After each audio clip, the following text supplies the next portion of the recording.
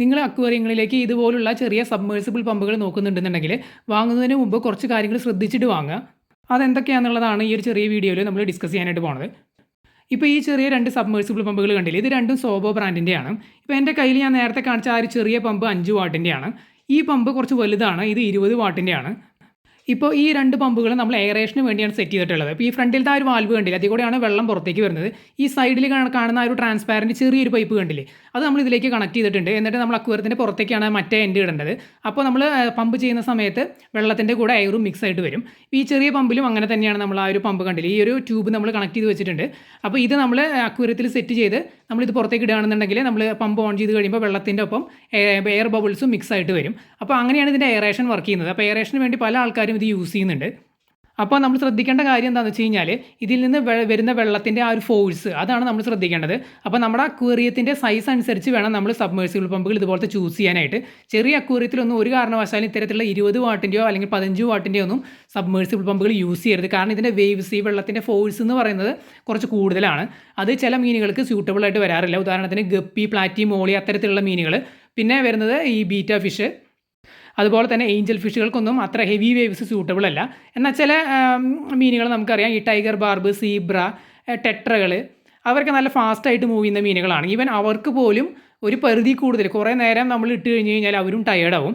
നേരത്തെ പറഞ്ഞ മീനുകളായിട്ടുള്ള guppy, platy, മോളി, അതുപോലെ ഏഞ്ചൽ, പിന്നെ നമ്മുടെ ബീറ്റ ഫിഷ് പോലുള്ള മീനുകൾക്കൊന്നും അധികം സമയം വേണ്ട, അവർ പെട്ടെന്ന് ടയേർഡാവും. അതുകൊണ്ട് വെള്ളത്തിലുണ്ടാകുന്ന വേവ്സ് നമ്മൾ നല്ല രീതിയിൽ ശ്രദ്ധിക്കണം. അതിനനുസരിച്ച് വേണം നമ്മൾ സബ്മേഴ്സിബിൾ പമ്പുകൾ ചൂസ് ചെയ്യാനായിട്ട്.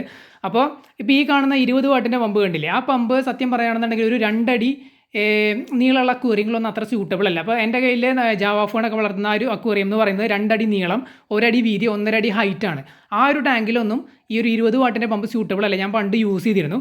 നല്ല ഫോഴ്സിലാണ് വെള്ളം വരുന്നത്. അപ്പോൾ മീനുകളൊക്കെ കിടന്ന് കറങ്ങും. ആ ഒരു രീതിയിലാണ്, ആ ഫോഴ്സിൽ പെട്ടിട്ട്.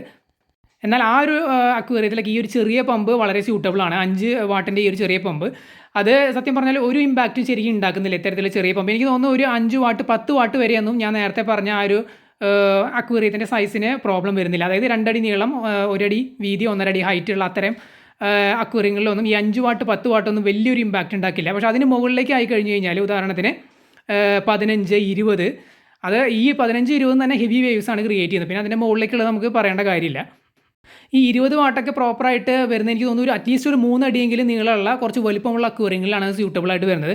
നിങ്ങളിത് വാങ്ങിയിട്ട് ഒന്ന് യൂസ് ചെയ്ത് നോക്കുകയാണെന്നുണ്ടെങ്കിൽ കൃത്യമായിട്ട് അറിയാൻ പറ്റും.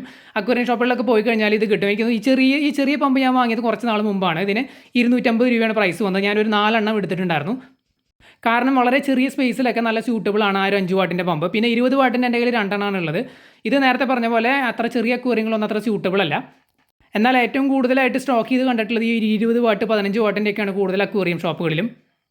അപ്പോൾ പലരും വാങ്ങാൻ ചെല്ലുമ്പോൾ അത് എടുക്കാനുള്ള സാധ്യത കൂടുതലാണ്. അതെപ്പോഴും നിങ്ങളുടെ അക്വേറിയത്തിൻ്റെ സൈസ് അനുസരിച്ച് വേണം നിങ്ങൾ ചൂസ് ചെയ്യാനായിട്ട്. അല്ലാന്നുണ്ടെങ്കിൽ ചില മീനുകൾക്കൊക്കെ പ്രശ്നം വരാൻ സാധ്യതയുണ്ട്.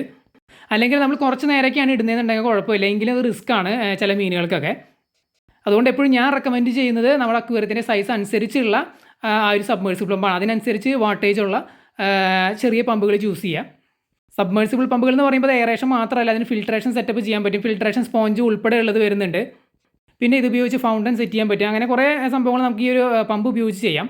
ഇനിയിപ്പോൾ നമ്മൾ എയർ പമ്പ് അല്ലെങ്കിൽ എയറേറ്റർ ആണ് യൂസ് ചെയ്യണമെങ്കിൽ പോലും നമ്മൾ ശ്രദ്ധിക്കണം ശരിക്കും അതിൻ്റെ വേവ്സും കാര്യങ്ങളൊക്കെ. 2.5 വാട്ടിൻ്റെ ആണെന്നുണ്ടെങ്കിൽ ചെറിയ അക്വേറിയങ്ങളിലും, നമ്മൾ 5 വാട്ടിൻ്റെ ഡബിൾ വാൽവ് ആണെന്നുണ്ടെങ്കിൽ അത് കുറച്ച് വലിയ അക്വേറിയങ്ങളിലും വേണം യൂസ് ചെയ്യാനായിട്ട്. ആദ്യമായിട്ടൊക്കെ ഇത്തരം കാര്യങ്ങൾ ചെയ്യുന്നവരാണെന്നുണ്ടെങ്കിൽ ചിലപ്പോൾ അറിയാൻ വഴിയില്ല. അതുകൊണ്ടാണ് ഇത്തരം കാര്യങ്ങൾ നമ്മൾ പറഞ്ഞത്.